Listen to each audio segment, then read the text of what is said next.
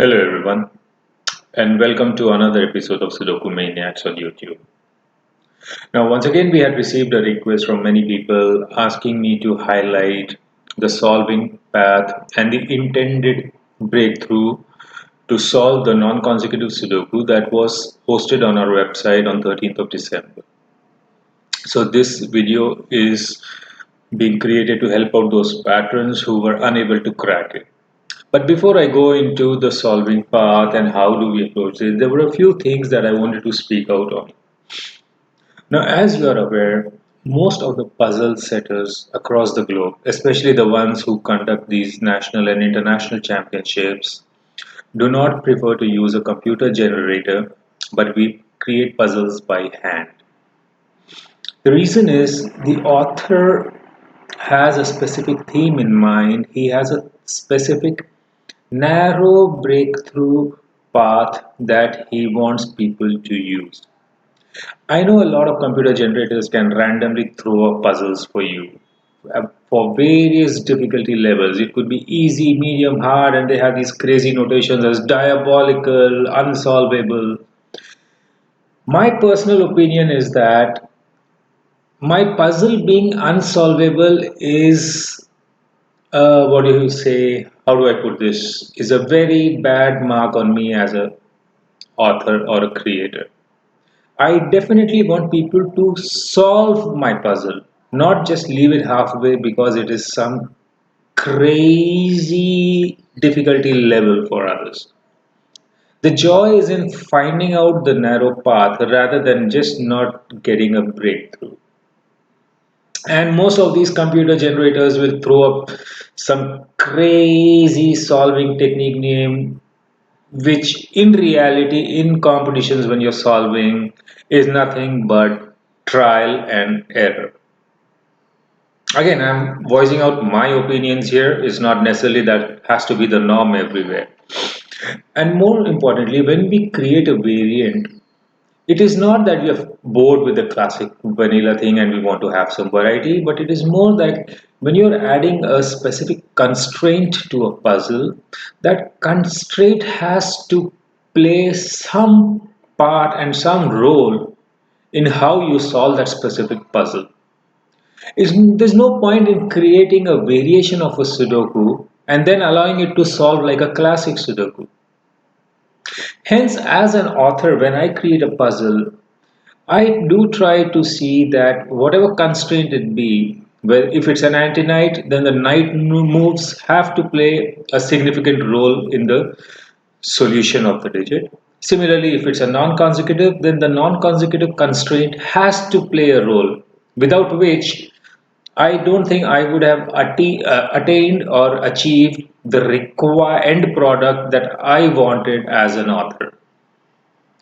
So I know I do host a lot of easy to medium Sudokus on my website, but that is only to cater to the people who are new to Sudoku. I don't want to push them away just because a puzzle was a bit tough. Again, the puzzles that I host, even if they may appear tough, they can just be solved using the normal classic Sudoku rules and the constraints together in tandem. So today I'm going to show this non-consecutive which appeared tough to many people, how easy it is or what was the narrow intended solving path that I wanted to be used when solving this. So without wasting any more time, let's get to solving this puzzle. Now the first thing I see is there are three eights. I look normally when I'm solving a puzzle, I look for digits which are more than two times available on the grid because that helps us in minimalizing the places where they can be placed. Now when I look at the eights, they are disjoint. Where I have an 8 in box 9 and box 8. So in box 7 I can have three places for an 8, which does not help me much. Similarly in box 3. But then I also see that there are three twos. Now when I look at box 4, the 2 cannot be in column 3, it cannot be in row 4 and also in R5C2, which leaves only two places where the 2 can be. And now It could not be beside the 1 because of the obviously the non-consecutive rules. Oh yes, and before I proceed further, just for those who are not initiated, in a non-consecutive Sudoku, consecutive digits cannot appear in adjacent cells. For example, when I look at this 2, I cannot have a 1, 3 in the cells which are adjoining this 2 because 1 and the digit 3 both are consecutive to 2. Alright, hope that makes the rules clear. Now, coming back to the puzzle, we got the two places where 2 can be placed in box 4, and using the normal classic Sudoku rules in box 1, 2 has to be in these two places. But when we look at it, R3C2 cannot be a 2 because we have an 1 beside it, hence we get a place where the 2 can be. That again gives us a 2 in R3C9, and we have two places for the digit 2 in box 9. Alright, so at least we have started making a little bit of progress. Now let's look at R7C4. 1 cannot be here because it's consecutive with 2. 2 is not possible. Even 3 is consecutive to 2, so that even 3 cannot be here. 4 is available in the column. 5 is available in the box. 6 can be placed. 7 and 9 cannot be placed because they're consecutive to 8, and since 8 is already in the box, that gives me a naked single of 6 at R7C4. Now that we have reached here, looking at this 1, it cannot be anywhere in row 3 in box 2. It cannot be beside the digit 2 because it's consecutive. So 1 has to be in R1C4 or R1C5. Now let's go with some pencil marking to proceed further. This R8C5, it cannot be a 9 because it's consecutive to 8, cannot be an 8. Again 7 is eliminated for the same reasons as 9. 6 is available, 5 is available, 4 again is consecutive with 5, cannot be there. 3 is possible, 2 is possible, and a 1 is possible. Similarly here, 9, 8, 7 cannot be there, 6, 5, 4 cannot be there, 1 and 3 because we already have a 2 in the column. Now again when I look at box 2, 3 cannot be in column 4 because it's consecutive with 4. It cannot be in column 6 as well because it's consecutive with the digit 2. It cannot be in R2C5 as well. So the only places for 3 are in column 5, which is R1C5 and R3C5. So we can safely eliminate 3 from R8C5. Coming to R8C7, again for the same reasons, I cannot have a 9, 8 or 7. Neither can I have a 6 which is consecutive with 5. 5 obviously no, and 4 is in the column, so that gives me again 1, 2 and 3.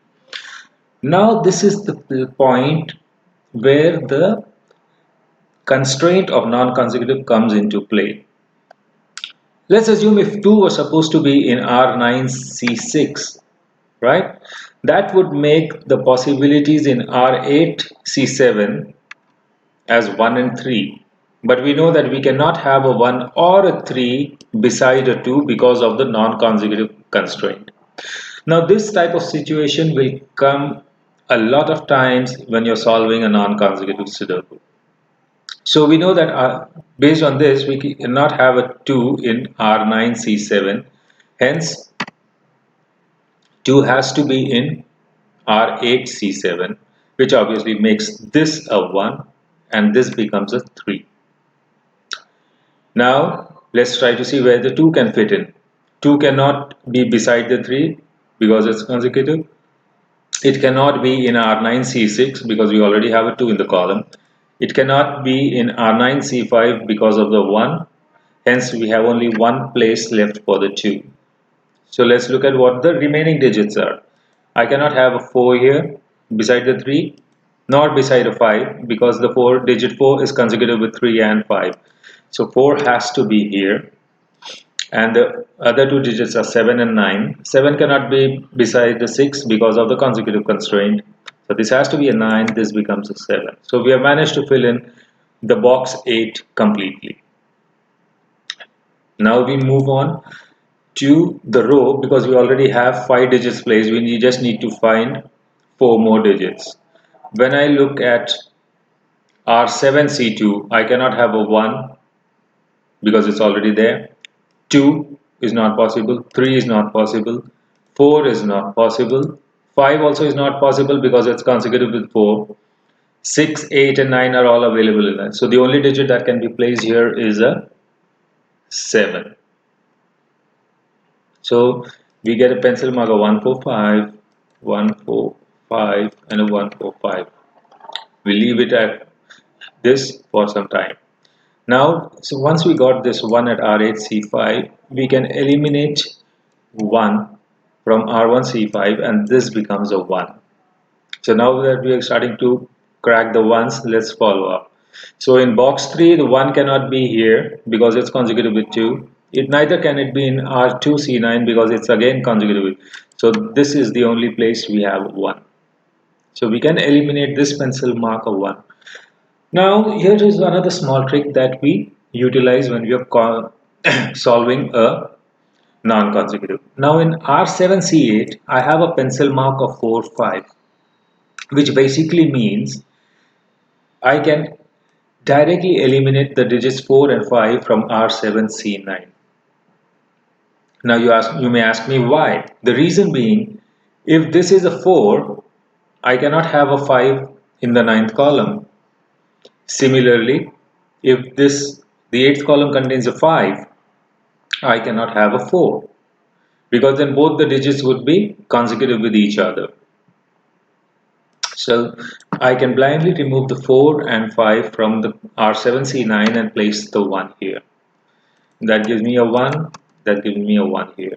Similarly, this is a 1, this is a 1, this becomes a 1, this becomes a 1. Right? Now comes another tricky part. Let's look at box 3. 3 cannot be in R2C7 because it's consecutive with 4. It cannot be in R3C8 as well for the same reasons. Neither can it be in R2C9 because 3 is once again consecutive with 2. So the only place I can have a 3 is in row 1 in box 1, which means I can eliminate the 3 from here and this R3C5 becomes a 3. Now using the classic rules, since in box 3 the 3 is locked up in the row 1, in box 1 I cannot have a 3 here because it's consecutive with 4. Can't have the 3 here because of the 2. So this has to be a 3. With 3, now 3 in box, sorry, in box 4, 3 cannot be in column 1. It cannot be in column 2 as well because it's consecutive with 4. It cannot be in R6C3. So this is the only place that I can have a 3, which makes this a 3 and this a 3. Now that we have got a 3, let's look at the 4s. The 4 cannot be in R1C1 because of the 3, so this becomes a 4. Right?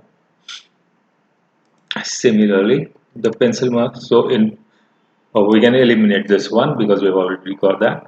And in R8, so 4 in box 7 can only be in either R7C1 or R8C1. Now here we can again use the same concept that we use when we place the 2 at R8C7. If 4 was supposed to be at R8C1, that would make a 5 at R7C1, which again would become consecutive digits. Hence we know that 4 can be eliminated from R8C1, and this becomes a 4, this becomes a 5. I hope it's clear till here. So using the classic rules, this is a 4, this is a 4, and I have a 4 and a 4 here. This is a 4, this is a 4. 4 cannot be below the 5 because it's consecutive, so this becomes a 4. This becomes a 4 because of the classic rules. and I have a 4 here. I can eliminate the 4 from there. Good so far? Now let's look at this 5. In box 2, the 5 cannot be here, neither can it be here because of the classic rules obviously. It cannot be beside the 4 as well since it would be consecutive. So this is the only place I have left for a 5. Because of this 5, 5 cannot be in any of these 3 cells. It cannot be beside the 4. So this is the only place I can have a 5. Because of which in box 6 I cannot have a 5 here, I cannot have a 5 here, so this is the only place for a 5 which pushes the 1 here. Good enough till now?